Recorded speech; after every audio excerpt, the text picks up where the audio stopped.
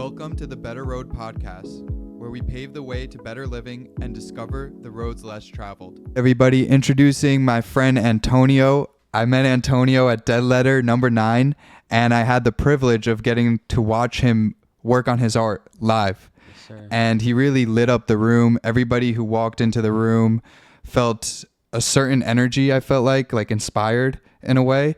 And right away, I wanted to bring you on here. I was like, man, this guy is inspiring. So I'm going to start with this. It was a question that you were asking everybody in the room. What makes you proud? I think for me, what makes me proud every day is having purpose. Okay. Like, I'm very proud of the fact that I took a risk. Alongside that, I'm also proud of my mom for taking a risk and showing me that it's possible to allow yourself to fail and fail again. Mm-hmm. And what I mean is, my mom is originally from Mexico. Okay. And when she came to America, she had to cross the border. Mm-hmm. And so she had to go through so much, Mm-hmm. go through so many different types of failures. Yeah. But she never gave up on either herself or my brother or me. So I feel like that also is something that I'm proud of, and it just translates into my everyday life where Right. I gotta remind myself I can't quit. Right. So I'm proud of that. That's beautiful, man. So let's talk about your art. What made you become an artist? I don't even know if anything made me want to become an artist, but I think for me, it became a possibility because I was looking for meaning. So I had a business where I was staffing waiters, bartenders, and I was doing that for about 3 years. And the time that I was doing it, I felt very undisciplined. I was drinking a lot. You're in the restaurant business. There's a lot of It was drinking, a lot of partying, a lot of the restaurant business is very hectic. Exactly. So I can feel that. And so I had no route. There was no direction for me. Mm-hmm. And I attempted suicide because I just didn't feel like I had any meaning. There was no way that anybody was gonna remember me. And actually, that's the question I've been asking this week. Like how would you like to be remembered? Mm-hmm. But that's another topic. So because of that fear that I would never be remembered, and my life had no meaning, I decided I want to quit. But I didn't. I didn't succeed. And then I took a trip to Washington Square Park. That was like one of the first times that I had been there after a long time, and I'm walking around the circle and I find this gentleman, this artist, selling art as well. And I walked up to him and I asked him, like, what does it take for you to do this? And he said, heart. And the minute he said that, I was like, so there's this scripture actually. There's a scripture and the scripture says, in the beginning was the Word, and the Word was with God, and the Word was God, right? And for me, when I hear that, I think of things like for something to start, for something new to start, for a door to open, there needs to be a word. Like, a word has to be spoken. Okay. And the minute my friend said heart, it's like so many doors opened within me. Okay. And I was like, fuck it. I went back to the crib. I had like a few drawings that I had been making when I was like going to college, that I was like, fuck it, I'm gonna do this. So you were drawing beforehand? Yeah, I was drawing for like maybe like a month before. Okay. Eventually deciding to jump into it. And so I did. I just jumped into it. And that was 2019, before the pandemic. And yeah, bro, there's a video that I made where, like, as I'm setting up in the streets, I'm like, this is the first day of the rest of my life. Wow. And that was 4 years ago. Wow. Yeah, so That's so here we are. amazing, man. Thank you for sharing. That's No, really deep. So you got stuck doing something that maybe your heart wasn't in, right? mm, And you always knew, did you always know that you loved art, that you wanted to do that? yeah, man. Or did it just click then? I had been drawing all my life. Mm-hmm. Uh, when I was a young kid, my mom like she would dress very like she had dresses, or maybe it was my cousins, or I mean my aunts or my grandma, but someone in my family had like dresses that had like Mayan designs, like indigenous Uh-huh. artwork on Yeah, it. yeah. And so when I seen that, I was like, I think my mind just picked it up real quick. And then I went to school, middle school. That's when I got a scholarship Mm-hmm. for a Pratt Institute when I was like 10 years old, Wow. to That's go early. to Pratt, just to like learn how to like draw. And I think from that, I just like it was like a sponge that I just kept it in my mind. But I didn't draw for like 10 years Mm-hmm. because I was just like shied away from it. Mm-hmm. And my mom would like throw my art out, or my stepfather would throw out my art, or Mm-hmm. so because of that, I just kind of like got scared away from it. Mm-hmm. And I picked it up again in like my 23s, like when I was like 23ish. Mm-hmm. That's when I picked it up again. So internally, you always knew you had an affinity for drawing, for art, Yeah, but external forces may have made that harder. yeah. How'd you end up doing the consulting business? Like, how did that come about? So my brother, he put me on to like doing jobs and like catering. Mm-hmm. And from there on, I just like I was befriending other waiters, and then I like people that I was working with or working for, like they really fuck with me, so they would take my number, and then Mm-hmm. they ended up like calling me for work, and then I would tell them like, yo, I have some extra people that would want to also work, and then that's when I started that business Okay. where like I had about like 20-30 people that I could call up at any moment, Right. and they would show up to a job. Right, So right, because of that, I had the opportunity.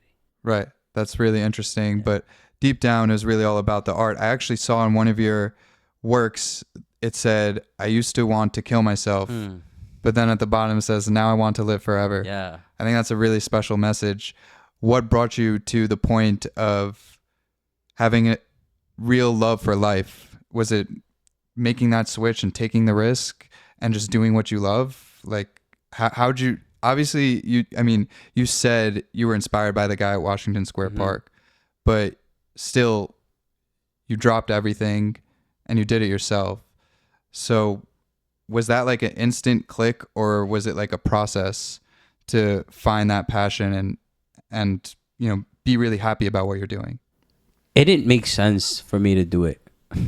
Like Okay. everything told me not to do it. Okay. I was making maybe 2K, 3K, let's say like 1.5 to 2.5K Mm-hmm. a week in my business. That's pretty good.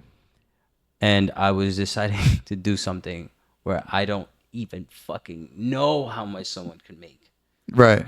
money, or Right. how much money they could make Right. per week, per day. I had no idea. So I was jumping into shallow waters without even knowing that there was a shark swimming, bruh. And I did. And I guess because I realized that I was still above water, that I was still able to swim, I just continued. So it wasn't an instant thing. Mm-hmm. Like I didn't instantly know. Okay. I just realized like, oh my God, I'm not drowning. Right. I'm not dead yet, like everyone said I would be. Right.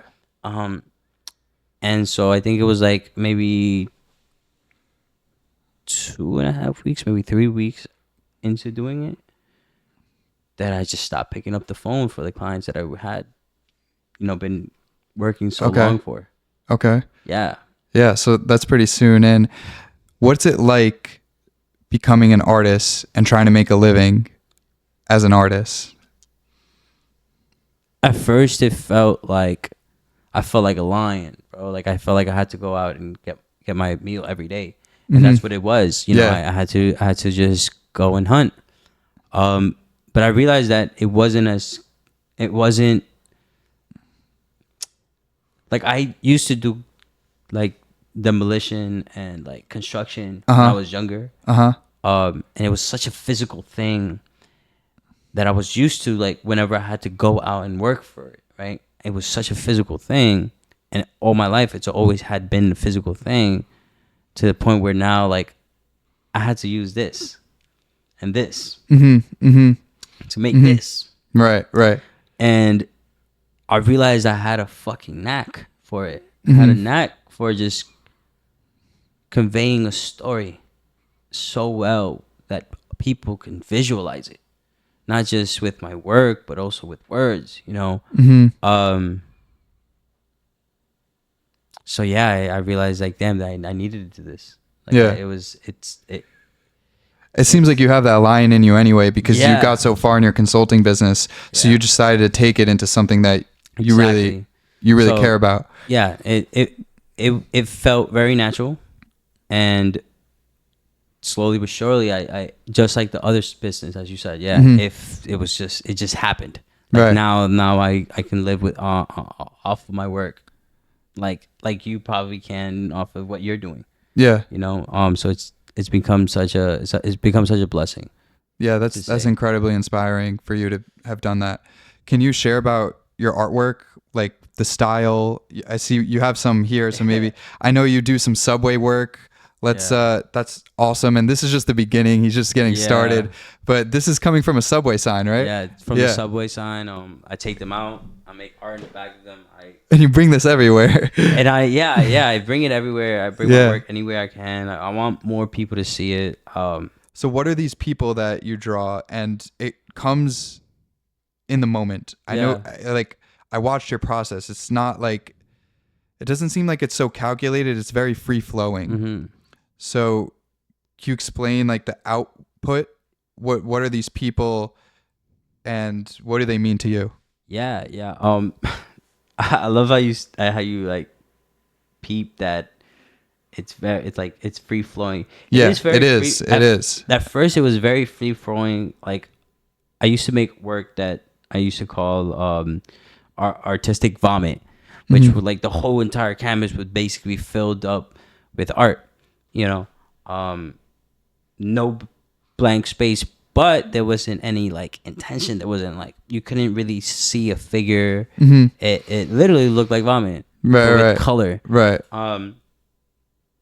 But now, although it's still free flowing, every stroke counts. So, like, now I would say that it is calculated, although it's free flowing, where I'm not planning where everything is coming out. I know exactly what I want to make. Oh, okay. I now realize, like, the story behind every piece, as it's, like, flowing out of me, because I've made every conversation intentional. So every conversation that I ever have, or I try to have with people, I make it surrounding back, like cycling back to the art, because I know that every conversation, there is that word that's going to be spoken, or a sentence that's going to be spoken, that's going to inspire work. So, like, in my phone, I have like just a plethora of just sentences from which art comes from. Like for instance, one of them is like, put in the shoe to see if it fits, or like, that's something that someone said. And then I made art about that on the train. Or, like, anger is the only thing you can't get rid of when you lose it. That became a piece. Or, like, don't get impatient when it takes too long. Like, all of these, like, sentences or even words come back to me later, and I make art about it. So yeah, it's like, a lot of it comes from your conversations, what you hear from people, and then you portray that in the image.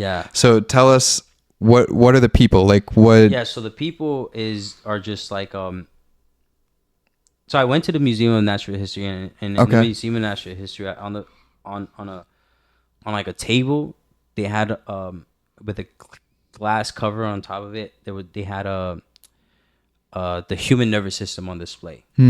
And if you ever seen the human nervous system, it looks like basically like the roots of a tree. Yeah, yeah, And from that, I was like, oh shit, I can make art about that, because what I'm doing with every conversation is really just connecting to people's emotions, talking about how they feel and the experiences that they have. And what does the human nervous system do but tell you how you feel? You touch something hot, it says like, it's hot. So I was like, fuck it, we're gonna make art with that in mind, with this figure. But also, as I said before, if you ever look at like how Mayan art looks like, it also, like, I take that into account when making my work. So it comes from that. It comes from just portraying the human experience, the human feeling. yeah. You know, so that's why they look like this, and they're very intricate and very complex, because we are complex. Absolutely. Very, very intricate. Yeah. So yeah. Awesome, man. Thanks for sharing. Do you have a favorite artwork that you've made? So my answer would be the next one. That's So awesome. like right now, this one is my favorite because I'm working on it, Right. and I Right. can't wait to see how it's gonna look when I'm Right. done with it. But there is a couple of pieces that I've made that hurt to sell. Yeah. One of them was actually one of the first pieces that I made of her before I got her. Okay, that's So he's pointing to his dog who's in the building. My bad. Yeah. Yeah, so I have a Doberman, and for about 3 weeks, I was having dreams about my dog. Like, I was just having dreams about this same color Doberman again and again and again and again. So it's a coffee Doberman, a coffee color. This is when you Doberman. just got her, or already had her? Like months before I got. Months before you got her. I was having dreams about Oh, her. wow. I was having these vivid dreams, so I started making art about it. Wow. You know, so one of the pieces was basically a Doberman with a suit on, and the brain exposed, or not the brain, but the skull exposed. And when I was making that, it was during that time where I was having these dreams. And then I finally got a dog. Yeah. Like, I finally got her. Just off of this day that I was woken up by my girl, and she tells me like, look, there's a dog for sale, and it's the one that you've been having a dream of. And I'm like, no way. And so anyway, long story short, that's one of your favorite that artworks. was one of my favorite pieces, because it was just like, if I would have known that I would have had her, I would have kept it forever. It just means a lot. It was like the first one that I ever made. Do you still have it? Nah, man. Oh, you sold it? It's in California, if I'm not It's in good mistaken. hands, I'm sure. It's in good hands. It's in great hands. It's in a dope ass home. Okay, awesome. Yeah, it's a dope ass That's home. cool. So yeah, it's. I'm glad it. Shout out to your dog Dante. She's a good girl. She's chilling. She's chilling. She's totally chilling. For her size, right? Yeah. Barely fits in this space, but she's making it work. Yes, sir. So, tell me about the Subway project, because I see you posting a little bit about that. Yeah, so it's something that I started doing, that I started making after just like thinking back on the culture of New York City and the subway art. You know, like the graffiti artists, the bombers, taggers, everything. You know, all that community is so, like, I have so much love for them. You know, because I used to tag. I used to do graffiti. And I still do. I can see it in your work a little bit. You got some of that style. So like I now I don't do it in such a broad spectrum where like I'm making crazy big pieces. Yeah. Now I'm just focusing on these smaller, tamer in a sense, I would say. Art work, like graffiti style. But it all started with that in mind, you know, with that love of the community. And from there, I just realized that it was bigger than that it was actually it was starting conversations. Mhm. I realized that every piece that I was making was touching people in a certain way that you don't expect in a train. Mhm. You know, like when you get into the train, you just expect it to be a transaction Mhm. where I'm just getting to work and that's it. Yeah, getting in and out. You might see some ads. Yeah, and then Yeah. ads that are trying to sell you sex. And Yeah. that's actually what started me to do this, because I went in the train and the entire train was covered with the Tinder ads. And Uh-huh. I was like, yo, I'm already addicted to sex. Like, I don't need this. Uh-huh. You know?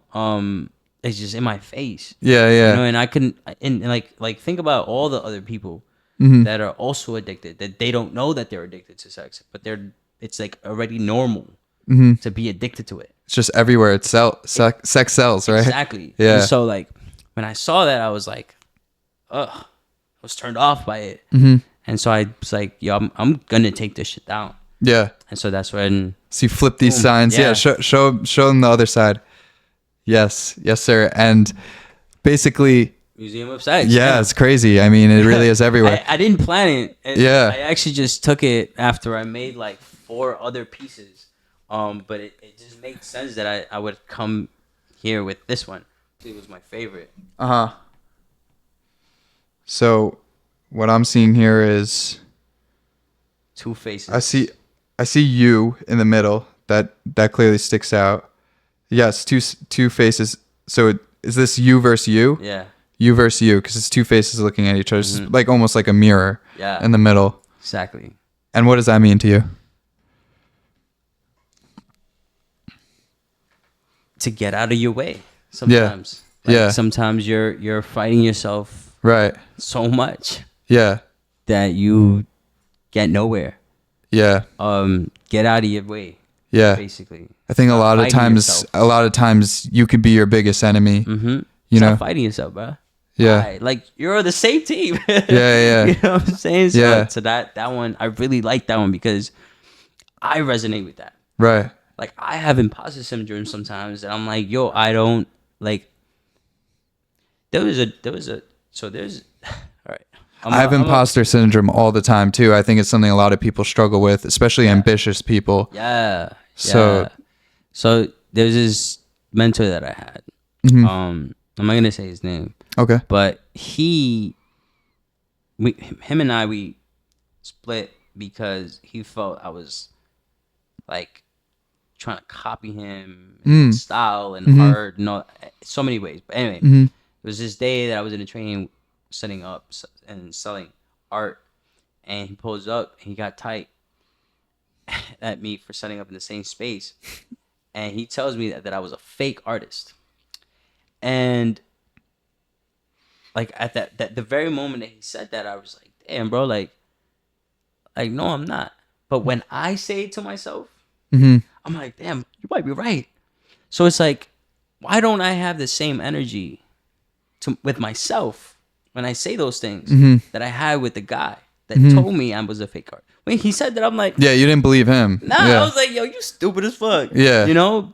But like when I say that shit to myself, I'm like, You believe I it a might be little right. more sometimes, right? So like, yeah, like that's it's something that I struggle with sometimes, you know. But now I'm like,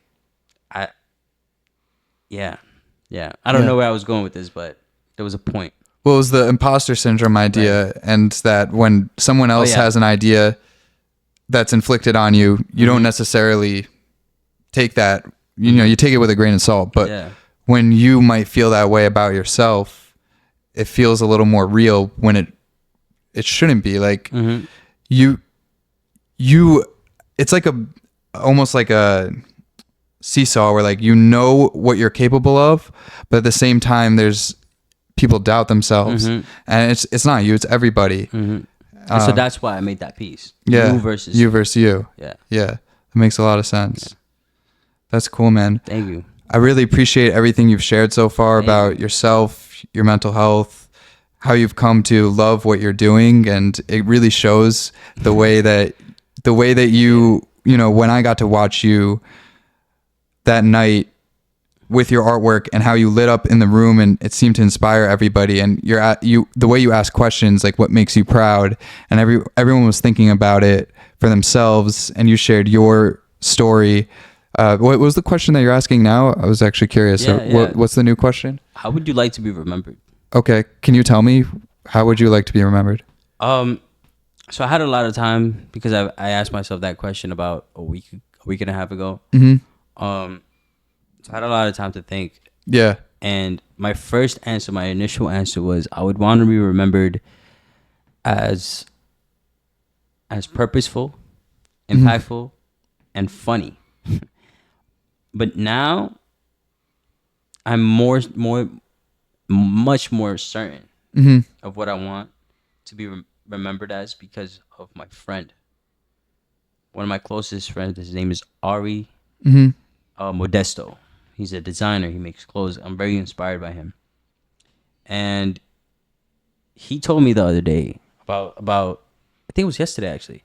Anyway, he told me that day. He's like, "Yo, bro, I just wanted to tell you. I believe that there might be 4% of the people in this world who have unlocked their potential. Have seen what they have within them. They're chasing their dreams. I think it might be even less. And they're just going for it. Right. And in turn, that 3%, the people that they meet, they also add that value. They open up other people. And he's like, I think that you're one of those people, one of those 4%, and you did that for me. And I can say honestly that you did that for me. And so even more than ever, bro, I know for certain I'm gonna be remembered as an impactful person. Yeah. As an individual that has changed people. Yeah. Either in a way where they've realized their potential, or I've redirected their direction to something even better. But also, I want to be remembered as a changed man. Like, I genuinely want to be remembered as someone that never neglected a necessary change with themselves. So yeah, that's my answer. That's awesome, man. That's awesome. And that's a really good question. Yeah. If I were to answer it myself, I'm just going to keep it simple. I think I would like to be remembered as someone who just gave more than they took. Just as simple as that. You know, when it comes to family or really just anything. And I'm going to keep it like that. Yeah. Just simple, yeah.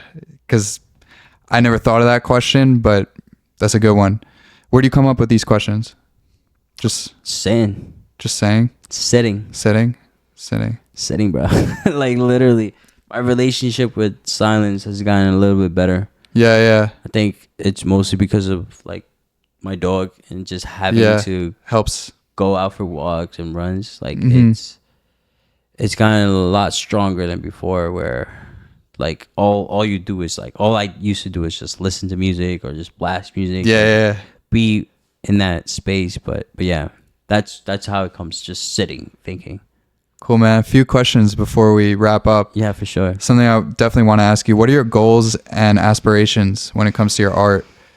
I mean, you've already come so far. It seems like you've already fulfilled a lot of that. But yeah. What do you think's next?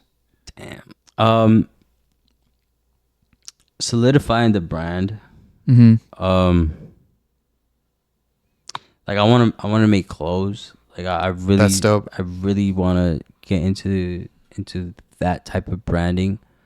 Like, I yesterday I was, like, staying up late at night just sketching an idea for a hat that I had, and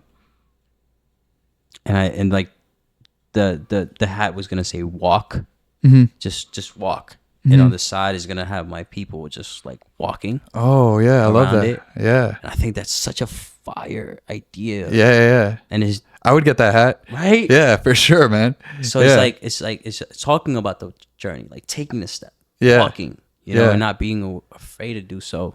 Like that, like every time I think about it, I keep picturing that image of I forget this marathoner, David Goggins. Yeah, he's Took a a beast. picture. They took a Yeah. picture of him when he had finished second, even after making the wrong turn and running like Right, an right. extra like 20 miles, bro. He was alone. He did this by himself, and he's in this picture. He's just stone cold, looking straight at the camera. Not not that he wasn't satisfied, but he just like his eye, the way I seen it in his eyes, I saw a man that knew that there was more to come.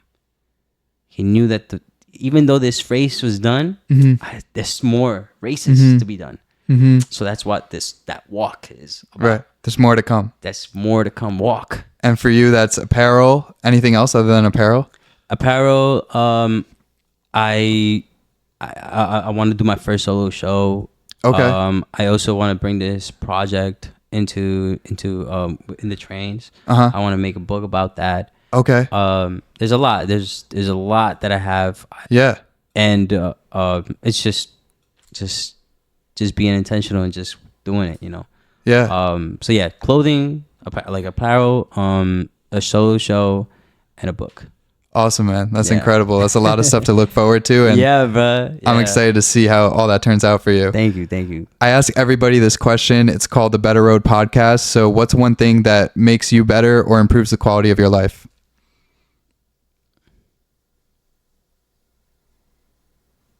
Faith. Okay. Faith. Faith in anything specific or just faith At in... least for me, I think believe in God, Uh-huh. like having a foundation, Yeah. and something to follow. Mm-hmm. And for me, it was God, Christ. Yeah. So, yeah, that. That's amazing. I love that answer. Thank you. Thank You for sharing that. Anyone who wants to connect with you, whether it be social media or anywhere else you suggest, maybe they could find your artwork online. What's the best way to do so? Just follow me on Instagram, Antonio Garcia 274 Okay. on Instagram. Yeah. And that should be it. Yeah. Word. We're going to put that in the description so everybody could go ahead and follow you Love. along. Love. Much love, bro. Appreciate Last it. question before we head out of here. Anyone you suggest would enjoy being on this show? Yeah, actually, I think my two very close friends, Ari Modesto, and Lube, his like artist name is Alatriki. Okay. I think there would be great individuals to get to know more of Yeah. because of their minds and just their overall goal. That's cool. And also, there's another gentleman. Uh-huh. One of my other friends, I almost forgot to mention him. I made my first book with him. Uh-huh. It's a photography book with my artwork around it.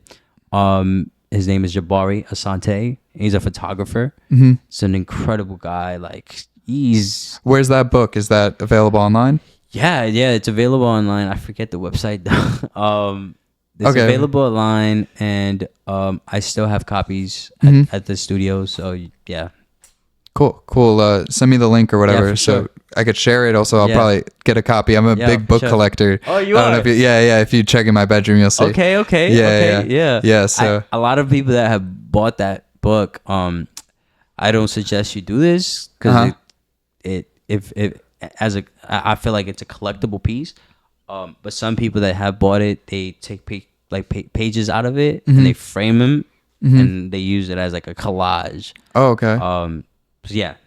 That's Okay. just a suggestion. But That's an I hope idea you don't right do there. that. No, I'll probably keep it intact. thank I you, like thank I you. like my books. Yeah, love. That's awesome, man. So we got Ari. What was the second name? Ari Modesto, Alatriki, and Jabari Asante. Ari Modesto Alachiki and Jabari. I'd love to meet you guys. Thank you all for watching. Please subscribe to the channel for more videos. Sir. And peace. Love.